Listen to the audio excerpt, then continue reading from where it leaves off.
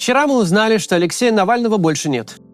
Когда появились первые сообщения об этом, многие люди, как за соломинку, хватали за надежду, что новость эта ложная, что мы вот-вот увидим опровержение. Но сегодня пресс-секретарь Навального Кира Ярмаш подтвердила: Алексей Навальный умер. Очень многое на свете можно исправить, но не смерть.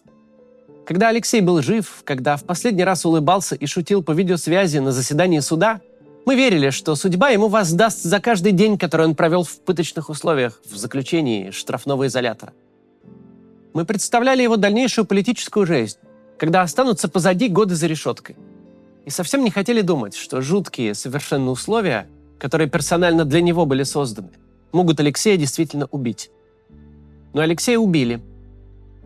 Мы можем сделать и обязательно сделаем очень многое для нас и нашей страны, но Навального с нами уже не будет.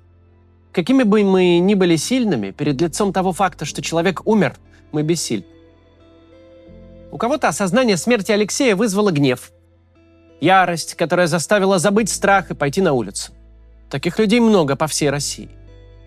Не меньше и тех, кто опустошен, кто хочет просто лечь на кровати и смотреть в потолок. У кого-то из-за семьи или работы и вовсе нет возможности скорбеть. Некоторые сейчас вынуждены натягивать привычное выражение лица, чтобы не травмировать своих детей, чтобы те не видели, как у родителей уходит почва из-под ног. Любая искренняя реакция нормальна. Нет единственно правильного способа реагировать на боль. Стремиться ее скрыть, рассказать окружающим о том, как вам больно, действовать или прийти в отчаяние. Все это нормальные чувства людей, которым не все равно. Когда-то мы уже произносили эту фразу, и сейчас, к сожалению, приходится ее повторять. Если вам больно, значит, вы нормальный человек. Значит, у вас есть совесть и честь. Сегодня я не могу сказать тех слов, которые стали чем-то вроде девиза нашего канала. О том, что мы все обязательно исправим. Смерть не исправишь. Тот, кто испытывает отчаяние, имеет полное право на это чувство, имеет полное право дать себе время, чтобы прожить и пережить горе, чтобы потом идти дальше. Спасибо тем, кто выходит на улицы в память об Алексее.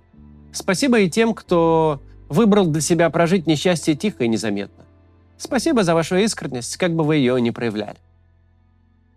Сейчас не то время и не тот повод, чтобы пытаться вывести из случившегося какую-то мораль. Скажу одно: гибель каждого человека непоправима. Люди не должны гибнуть, уж тем более молодые, полные сил и с планами на будущее.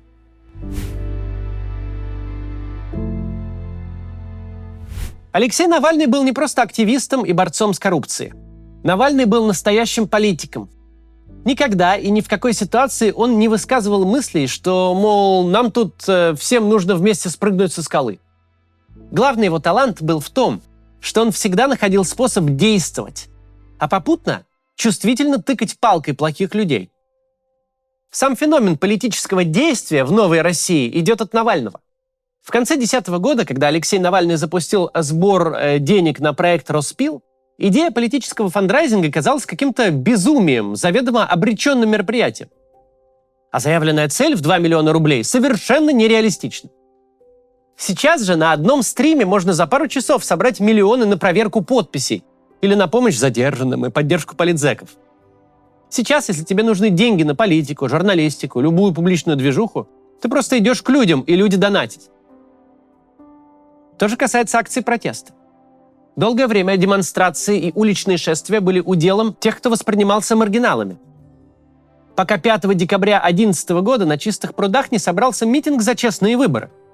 Конечно, старт той движухи дали совершенно хамские и демонстративные фальсификации, но все могло ограничиться глухим недовольством. Именно Навальный конвертировал общее возмущение в конкретные действия.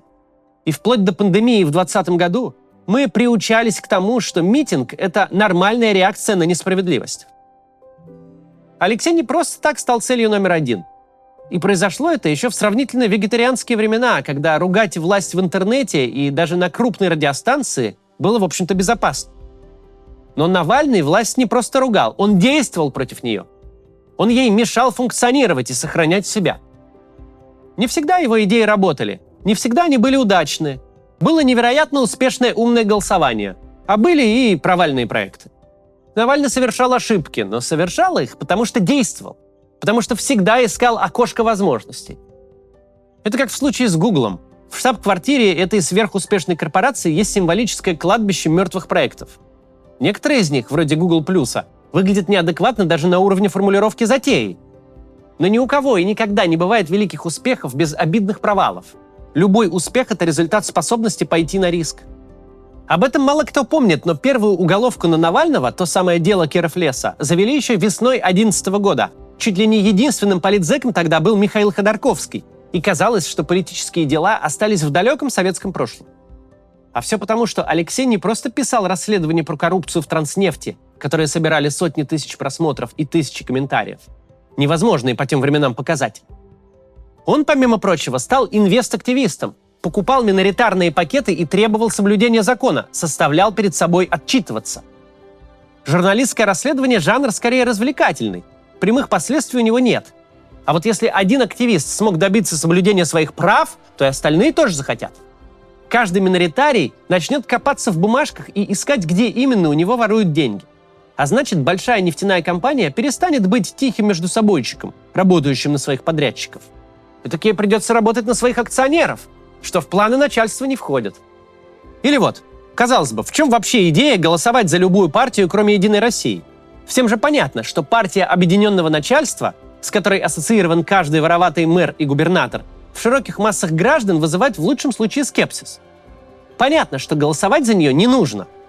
Но в 2011 году, когда Навальный выдвинул этот изумительный в своей простоте лозунг, это было ново. Свежей была сама мысль, что можно прийти на избирательный участок, где пенсионеры покупают пирожки, и что-то изменить.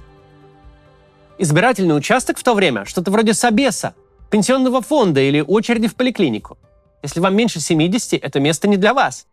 Кто-то ходит на избирательный участок, а кто-то берет машину в кредит и едет отдыхать в Турцию. Эти множества не пересекаются. Но оказалось, что самое не крутое место на свете очень даже крутое. Туда можно прийти и на что-то повлиять. Без этого опыта, без простейшей идеи «голосуй за любого против» не было бы целого десятилетия активной и порой даже успешной борьбы за свои права. Ведь те, кто не пришел на участок, не возмущаются потом подлогом выборов. Навальный всегда давал людям надежду. Он был в самом прямом смысле слова лидером. Люди вместе с ним не жаловались на тяжелую судьбу. Они шли что-то делать, как-то бороться.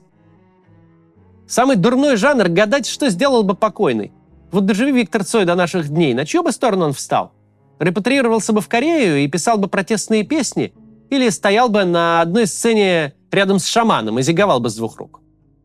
Но в случае с Навальным нам гадать не надо. Мы видели его в тяжелых ситуациях. Не было такого, чтобы он впадал в отчаяние и устраивал истерику.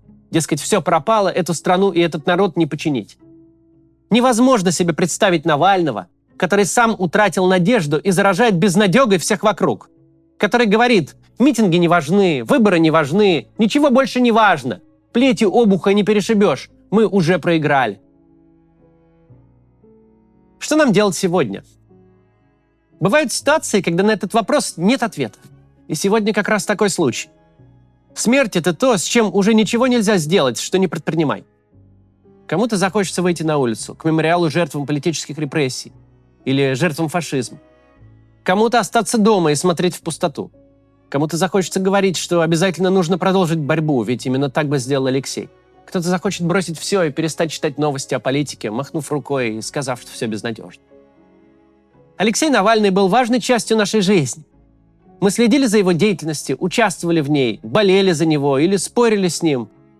Кто-то не соглашался, а кто-то, наоборот, всегда поддерживал. Но в любом случае он в наших жизнях был, и его было много.